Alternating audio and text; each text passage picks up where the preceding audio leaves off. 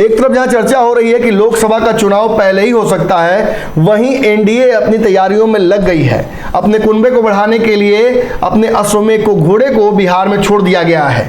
एक तरफ चिराग पासवान, दूसरी तरफ उपेंद्र कुशवाहा, फिर आपने देखा कि कालांतर में मांझी और मुकेश सहनी सभी को न्योता दिया जा चुका है कि वो एनडीए में आए और एनडीए को मजबूत करें।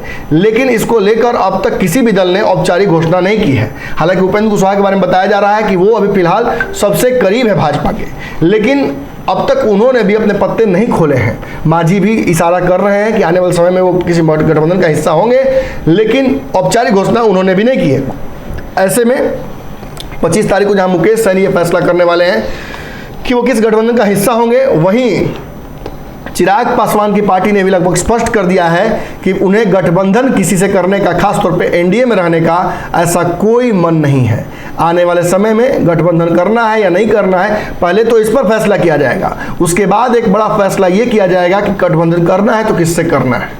इसको लेकर चुनावी तैयारियों को लेकर एक बड़ी जो कहा जा सकता है घोषणा कर दी है लोजपा ने।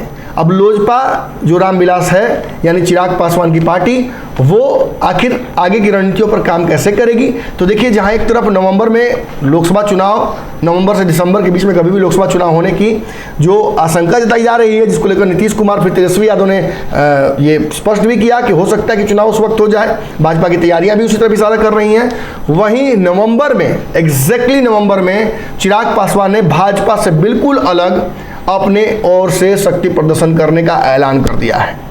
चिराग पासवान की पार्टी नवंबर में एक बहुत बड़ी रैली करने जा रही है पटना गांधी मैदान में, जहां वो ये एहसास कराएगी कि उसकी ताकत कितनी है। चिराग पासवान जो 2020 के चुनाव से ही लगातार एकांतवास पर हैं, लगातार पूरे बिहार में घूम रहे हैं, अकेले घूम रहे हैं, अपने कार्यकर्ताओं को लेकर घूम रहे हैं, किसी गठबंधन का हिस्सा नहीं बन रहे हैं। हालांकि उनके रिश्ते हेट और लव भाजपा के साथ चलता रहा है। कई पार्टियों से उन्हें ऑफर आया है, महागठबंधन से केसी त्यागी और तेजस्वी यादव ने उन्हें कई बार बुलाया है, लेकिन उन्होंने अब तक इस पर फैसला नहीं लिया है।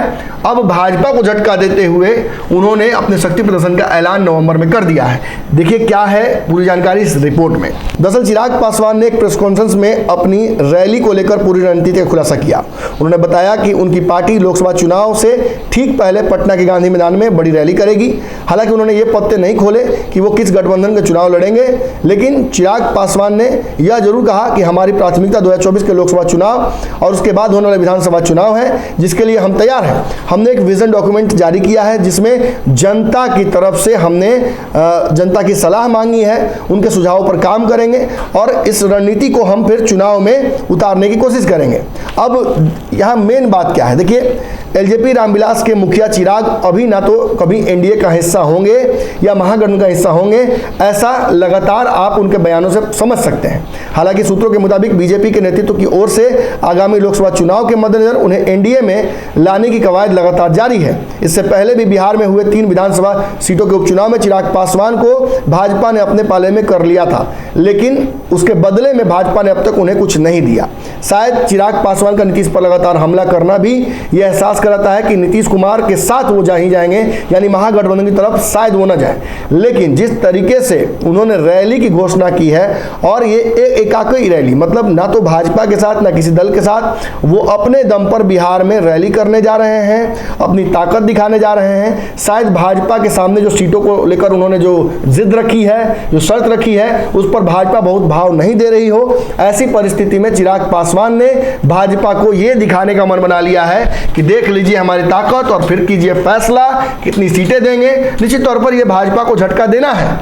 भाजपा जहां एक तरफ से एनडीए को बढ़ाने की कोशिश कर रही है, वहीं चिराग पासवान भाजपा से अलग छटक रहे हैं।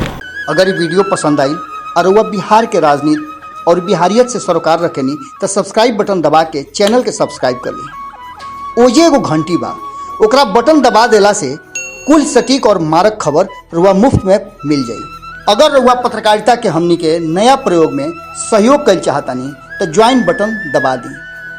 पेटीएम नंबर नोट कर ली 9386816700। धन्यवाद।